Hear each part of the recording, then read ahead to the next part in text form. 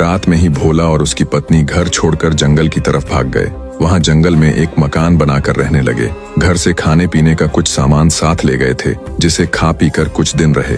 एक दिन भोला ने अपनी पत्नी से कहा, तुम आग जलाकर और पानी गर्म करके रखो, मैं शिकार करने के लिए जा रहा हूँ। शिकार करके वापस लौटूं तो मांस पकाकर खाएंगे।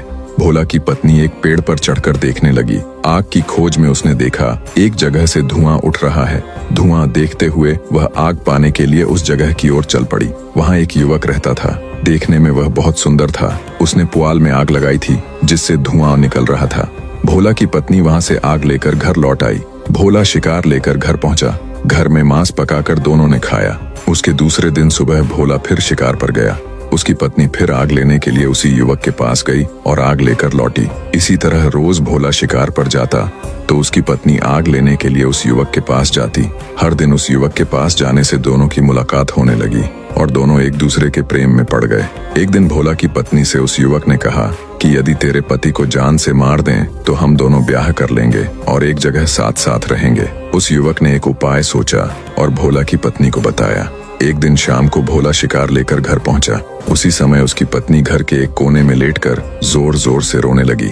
भोला ने उससे रोने का कारण पूछा तो उसकी पत्नी बोली, मेरे कान में दर्द हो रहा है। नाग सांप का दूध लाकर कान में डालने से मैं जीऊंगी, नहीं तो मर जाऊंगी। भोला अपनी पत्नी से बेहद प्यार करता था। वह तीर कमान लेकर नाग सांप का दूध ढूंढने निकल गया। एक जगह उसने देखा नाग सांप के बच्चे थे और वहाँ दूध था, पर बच्चों की माँ वहाँ नहीं थी। इसी मौके का फायदा उठाकर भोला दूध लेकर घर आ गया। उसकी पत्नी अपने पति को नाग सांप का दूध लेकर आते देखकर अचरज में पड़ गई। उसने सोचा था दूध लाते समय सांप उसे डस लेगा और वह मर जाएगा और उसके मर जाने पर अपने प्रेमी से वह विवाह कर लेगी। इसलिए पति को सकुशल लौटा देख उसे आश्चर्य हुआ। दूध उससे लेकर कान में डालने का नाटक किया और पति की आंख बचाकर दूध को फेंक दिया। इसके बाद कुछ दिन उसकी पत्नी चुपचाप रही। एक दिन वह अपने प्रेमी के पास गई और उसे सारी बातें बताईं।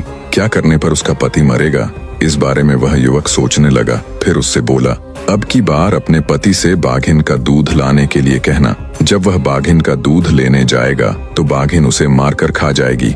बने रहें।